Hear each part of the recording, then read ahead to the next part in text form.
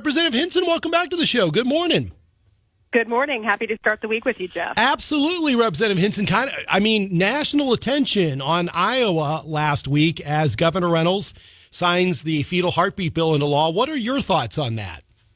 Yeah, well, I've been pro-life my entire life. I think every life is precious and valuable, and I think that we should be standing up for life at every stage. So I am grateful to the governor, grateful to our state legislators for having the fortitude to help protect innocent life here in Iowa. And, this is something that I've been talking a lot about. Being pro-life isn't just about abortion. It's about fighting to defend the unborn, stopping taxpayer dollars from funding abortions, but also looking at the whole spectrum and culture of life that helps all families to thrive. So that's what I'm focused on in Washington, D.C., but I'm grateful to our state legislature and our governor for leading on this issue.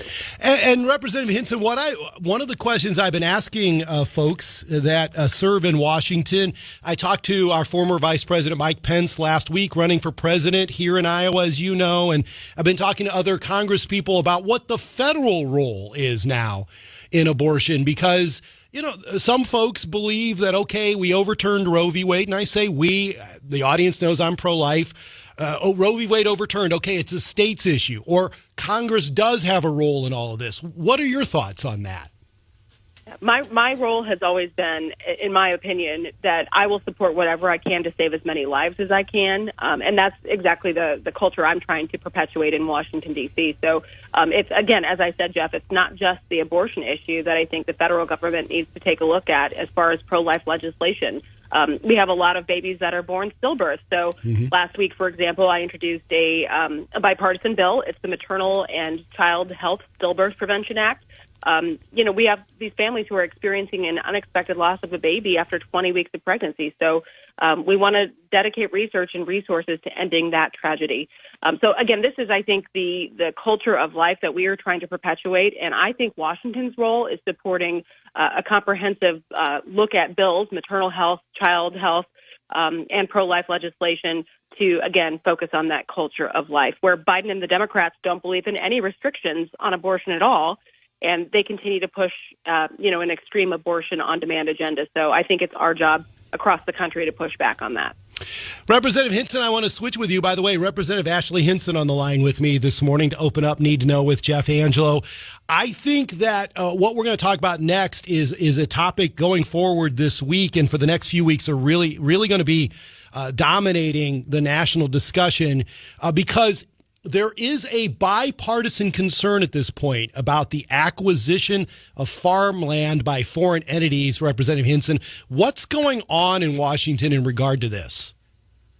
Yeah, well, what it comes down to is we should not be letting our adversaries buy up another acre of U.S. farmland, and that's specifically, directed at the Chinese Communist Party.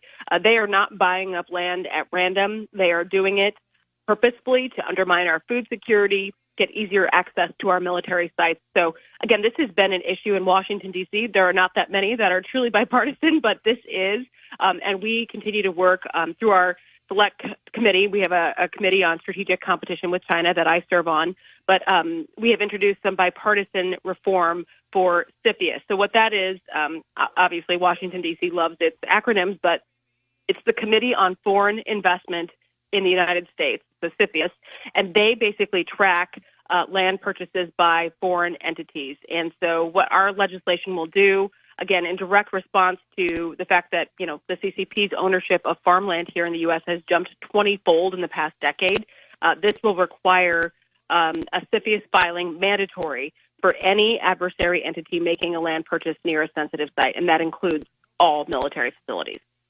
Representative Hinson, what do you think? You hinted at this in your answer. Let's explore this.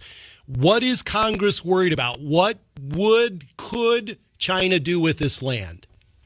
Right. Well, when you look at where they are buying that up, we saw a spy balloon float across our country. They are now opening up, police stations in New York City, trying to work with Cuba to spy on us and establish military operations there. So I would say this to you. Do you think that we could go over to China right now and buy land? Absolutely not.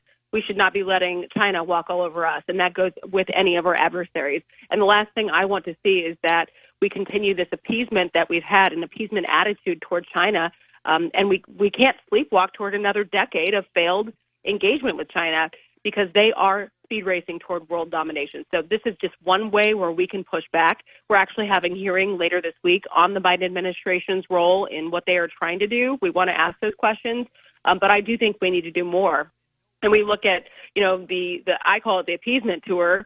We haven't gotten any accountability. It's failed diplomatic engagement with China, and we cannot continue to make concessions to appease the CCP. We have to start demanding these changes in the CCP's behavior because the status quo is just simply too dangerous to leave in place. But Representative Hinson, isn't it a fine line to walk? Because we do, as an agricultural state, want to explore continuing to market to China, yet at the same time, I agree with everything that you say, that they consider themselves an adversary of the United States. As a policymaker, what's that fine line that you have to walk, or do you walk it at all? Do you just simply say they're an adversary and that's how I'm treating them that way?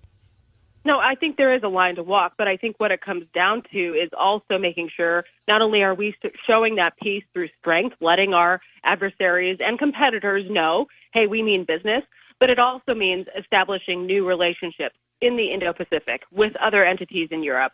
We need to be focused on expanding those opportunities so we show China, hey, not only do we mean business, but we're going to ally ourselves with other people around the world who have the same values with democratic freedom in mind for their people around the world. So that's what this is about. And we cannot, again, continue to appease the CCP here because whether it's stealing our intellectual property, encroaching on Taiwan, spying on us here in the U.S., strengthening their foothold competitively around the world in places that have ports and minerals, for example. We need to be pushing back on that and showing that we are a force to be reckoned with and that we still are the dominant force in the world.